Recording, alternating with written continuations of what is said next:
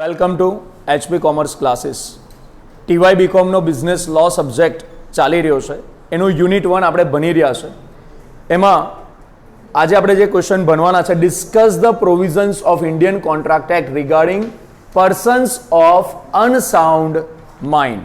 જે કોઈ વ્યક્તિ અનસાઉન્ડ માઇન્ડનો હોય છે એના સંદર્ભમાં ઇન્ડિયન કોન્ટ્રાક્ટ એક્ટમાં શું કીધેલું છે, કયા વ્યક્તિને અનસાઉન્ડ માઇન્ડનો પર્સન કહેવામાં આવેલું છે, તો એ વસ્તુ આપણે આ ક્વેશ્ચનમાં સમજીશું. One of the essential condition of competency of parties is that they should be of sound mind. Section 12 lays down a test of soundness of mind and it is as follow. Section 12 ની અંદર કીધેલું છે ભાઈ sound માઇન્ડનો વ્યક્તિ એટલે કોણ, એ વસ્તુ section 12 માં લખાયેલું છે અને એના માટેની નીચે અહીંયા વાત કરેલી છે, આપણે સમજીશું. પહેલા આટલું ખબર પડી, કોઈ પણ વેલિડ કોન્ટ્રાક્ટ કરવા માટે પાર્ટીઝનું કોમ્પિટન્ટ હોવું જરૂરી છે. લાસ્ટ સેશનમાં કોમ્પિટન્સી ટુ કોન્ટ્રાક્ટની વસ્તુ આપણે સમજ્યા હતા, શીખ્યા હતા, અને સાથે માઇનર્સ એગ્રીમેન્ટના વિષયના પણ મુદ્દા આપણે લાસ્ટ સેશનમાં બની ચૂક્યા છે. આની અંદર શું કહી રહ્યા છે જુઓ, હવે સાઉન્ડ માઇન્ડનો વ્યક્તિ કોને કહેવાય? A person is said to be of sound mind for the purpose of making a contract if at the same time when he makes it he is capable of understanding it and forming a rational judgment as to its effect upon his interest. જ્યારે વ્યક્તિ પોતાની બુદ્ધિમત્તાનો ઉપયોગ કરીને rational judgement લેવા માટે સક્ષમ હોય, પોતાના હિતની ચિંતા કરી શકે, પોતાના હિતનું સારું નરસું વિચારી શકે, શું એના માટે સારું છે શું ખોટું છે એ જાતે એવું જજમેન્ટ લઈ શકે, જો આવી સ્થિતિ હશે તો આપણે કહી શકાય, શું કહી શકાય? વ્યક્તિ સાઉન્ડ માઇન્ડનો છે. આ લાઈન ખબર પડી શું કહેવા માંગે છે? કે વ્યક્તિ જ્યારે પોતાની જાતે ડિસિઝન લઈ શકે કે એ શું કરી શકે છે, એ જે કરી રહ્યો છે કોન્ટ્રાક્ટ એનામાં હિતમાં છે કે નહીં, આ સમજાય છે? એની સાથે કોઈ છેતરપિંડી તો નહીં કરી રહ્યું ને? જો આ સમજવા માટે વ્યક્તિ સક્ષમ હોય, જાતે આવા રેશનલ જજમેન્ટ લગાડી શકતો હોય, તો આપણે માનવાનું કે વ્યક્તિ સાઉન્ડ માઇન્ડનો છે. સમજ્યા વસ્તુને? આગળ, thus a person is of sound mind if he fulfills following two requirements. બે રિક્વાયરમેન્ટ ફૂલફિલ થવી જોઈએ. કઈ બે? પહેલું, he must be able to understand the nature of contract. કોન્ટ્રાક્ટનો પ્રકાર એને સમજણ પડવી જોઈએ કે કયા પ્રકારના કોન્ટ્રાક્ટમાં એન્ટર થઈ રહ્યો છે. બીજી વસ્તુ, he must be able to form a rational judgment about the effect of contract. એ જે કોન્ટ્રાક્ટ કરી રહ્યો છે એ કોન્ટ્રાક્ટની શું ઇફેક્ટ્સ આવશે, એના પરિણામો શું આવશે, બરાબર, એના વિષયમાં એ રેશનલ જજમેન્ટ પોતાની બુદ્ધિથી નિર્ણય લઈ શકવા માટે સક્ષમ હોવો જોઈએ. જો આવી સ્થિતિ હશે તો આપણે કહી શકાય કે વ્યક્તિ સાઉન્ડ માઇન્ડનો છે. બે વસ્તુ ફરી એકવાર રિપીટ કરીએ છીએ. પહેલું તો કયા પ્રકારના કોન્ટ્રાક્ટમાં એન્ટર થઈ રહ્યો છે, કોન્ટ્રાક્ટની એને સમજણ હોવી જોઈએ, અને બીજી વસ્તુ એ કોન્ટ્રાક્ટની એના પર શું ઇફેક્ટ્સ આવશે એના સંદર્ભમાં એ રેશનલ જજમેન્ટ લઈ શકતો હોવો જોઈએ. Next, a person who is usually of unsound mind but occasionally of sound mind may make a contract when he is of sound mind. Now, we shall consider as person of unsound mind. કયા લોકોને અનસાઉન્ડ માઇન્ડના ગણીશું એ નીચે આપ્યું છે. એની પહેલા જે ઉપર line લખી છે એને સમજી લો. કોઈ વ્યક્તિ એવો હોય કે જે થોડા સમય માટે સાઉન્ડ માઇન્ડનો રહેતો હોય, પાછા થોડા સમય માટે અનસાઉન્ડ માઇન્ડનો થઈ જતો હોય, તો જ્યારે સાઉન્ડ માઇન્ડનો છે ને, જ્યારે એનું બુદ્ધિ સ્થિર છે, તો એ સમયમાં એ કોન્ટ્રાક્ટ કરવો હશે તો થઈ શકશે ને વેલિડ કોન્ટ્રાક્ટ બનશે. પણ જ્યારે અનસાઉન્ડ માઇન્ડની સ્થિતિમાં છે ત્યારે કોઈ કોન્ટ્રાક્ટ કરી શકશે ને એ માન્ય ગણવામાં આવશે નહીં. સમજ્યા કે ના સમજ્યા બધા? ઓકે, હવે કયા લોકોને શું કીધા છે? અનસાઉન્ડ માઇન્ડ. પહેલો શબ્દ છે ઇડિયટ, લખો મૂર્ખ. ઇડિયટ એટલે મૂર્ખ. An idiot is a person who has completely lost his mental power. જે વ્યક્તિએ સંપૂર્ણપણે પોતાની માનસિક સ્થિતિને ગુમાવી ચૂક્યો છે એ વ્યક્તિને આપણે ઇડિયટ કહી શકાય. He is not capable of understanding even ordinary matters. મતલબ એ વ્યક્તિને સામાન્ય જે વસ્તુ હોય ને કે ભાઈ કપડાં પહેરવાના, માથું ઓરવાના, એકદમ જીવનની સામાન્ય બાબત છે, બરાબર, એ વસ્તુ પણ જો એને સમજણ ના પડતી હોય, એટલી પણ એ પોતાની કાળજી ના રાખી શકતો હોય, તો એવા વ્યક્તિને આપણે ઇડિયટ કહી શકાય. બીજું, an agreement by an idiot is void like that of minor. Minor સાથે જે રીતના કોઈ પણ એગ્રીમેન્ટ શરૂઆતથી અમાન્ય હોય છે ને, એ રીતના ઇડિયટ સાથે પણ કરવામાં આવેલું એગ્રીમેન્ટ કેવું રહેશે? શરૂઆતથી અમાન્ય. Idiocy is of a permanent nature. આ ઇડિયોસી કયા પ્રકારનું હોય છે? પરમેનન્ટ નેચરનું. મતલબ આમાં માણસના સાજા થવાના ચાન્સીસ કેવા હોય છે? નાને બરાબર હોય છે.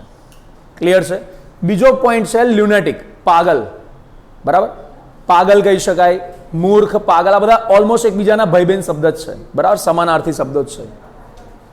પણ થોડો ડિફરન્સ શું છે આપણે બનીએ. A lunatic is a person who is mentally weak. જે માનસિક રીતના કેવો છે? નબળો છે, માનસિક સ્થિતિ એની થોડી ખરાબ છે. Due to some mental strain or other personal experience. અમુક એવી મેન્ટલ સ્ટ્રેન એટલે માનસિક તણાવ. લખો, મેન્ટલ સ્ટ્રેન એટલે માનસિક તણાવ.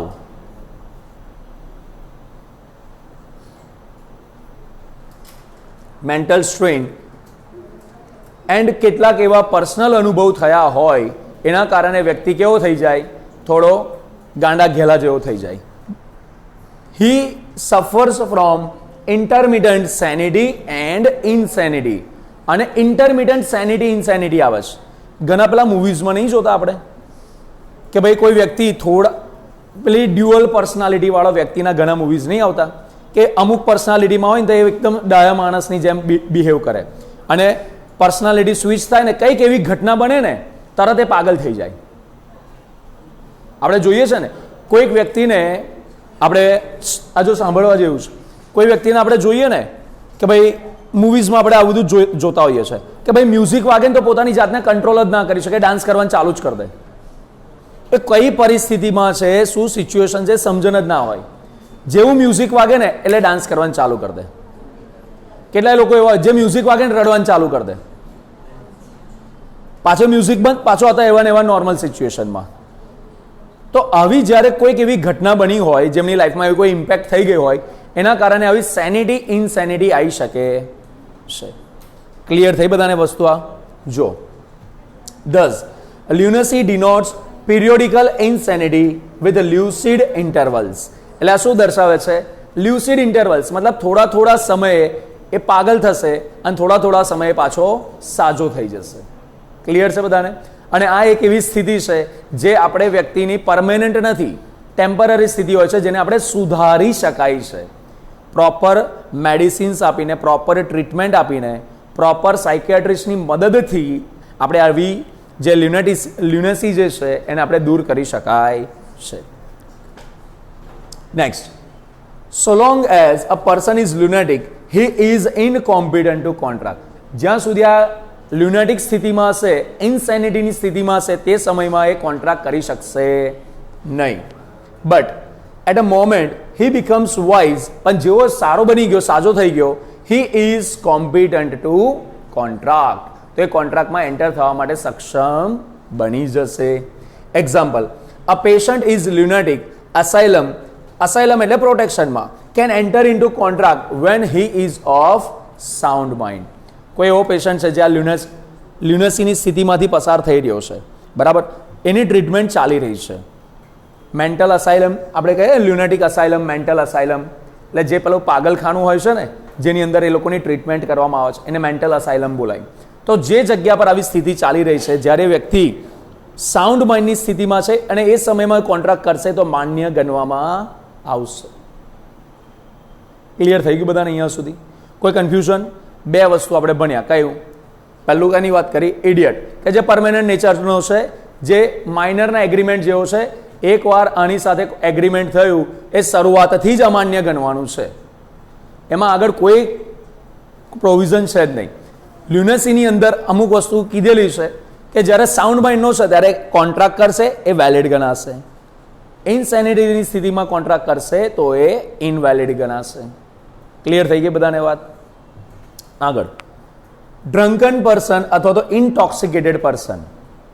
ડ્રંકન પર્સન એટલે કોઈ નશીલા પદાર્થની હાલતમાં હોય, કોઈ દારૂ પીધેલી હાલતમાં હોય, કોઈ ડ્રગ્સ લીધેલી હાલતમાં હોય, કે આવી કોઈ પણ એવી સ્થિતિ છે કે જ્યાં આગળ એ નશાની સ્થિતિમાં છે, એને બોલીશું ડ્રંકન પર્સન અથવા તો ઇન્ટોક્સિકેટેડ પર્સન. નશાની સ્થિતિમાં વ્યક્તિ.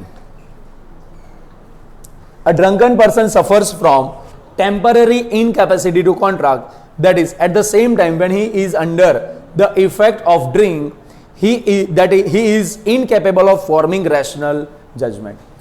ઘણીવાર મૂવીઝમાં આ બધા નહીં જોતા કે દારૂ પીવડાવો એટલે એના મનની છે ને વાતો બધી કહી દેશે, અને પછી દારૂ પીવડાવીને નશાની હાલતમાં પછી એને બધી વાતો પૂછવાની એટલે બધું સાચું સાચું કહી દે. હા, રિયાલિટીમાં એવું હોય છે. નશાની સ્થિતિમાં હોઈએ ને તો આપણે આપણી મેન્ટલ જે સ્થિતિ હોય ને કે આપણે સારું નરસું શું એ આપણે વિચારી ના શકીએ.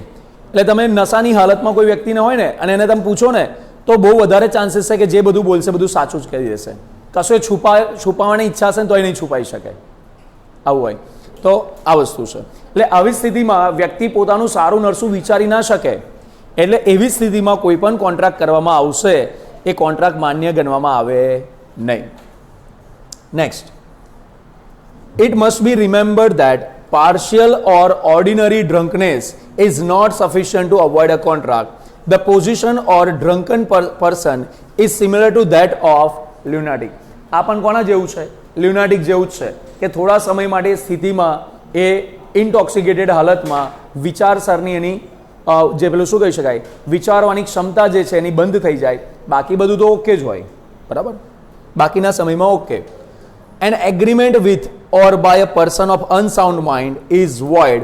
However, he is liable for necessary supplied to him or his dependent. જો આમાં વ્યક્તિની સાથે જે કોન્ટ્રાક્ટ કરવામાં આવે બધા કેવા છે? વોઇડ છે. પણ એમને જે જરૂરી નેસેસરી સપ્લાય કરવામાં આવી હશે તો એના માટે એ રૂપિયા વસૂલ થઈ શકે છે. એક ઉદાહરણથી સમજાવું. કોઈ દારૂ પીધેલી હાલતમાં કોઈ વ્યક્તિને મેં જોયો, ફોર એક્ઝામ્પલ હું ટેક્સી ડ્રાઈવર છું, હવે મેં એની મદદ કરવા માટે ટેક્સીમાં બેસાડીને એના ઘર સુધી પહોંચાડ્યું. એના ઘરનું એડ્રેસ એના પાસેથી મને ખબર પડી કે આ એડ્રેસ છે. એના ઘર સુધી પહોંચાડ્યું. નોર્મલ ટેક્સીનું ભાડું 500 રૂપિયા થાય છે. ફોર એક્ઝામ્પલ 500 રૂપિયા થયું તો શું એ 500 રૂપિયા હું વસૂલ કરવા માટે શું કહી શકાય હું મારી ફરજ છે કે નહીં, કે હું વસૂલ મારો અધિકાર છે કે નહીં? મને રાઈટ છે કે ભાઈ હું રૂપિયા વસૂલ કરી શકીશ.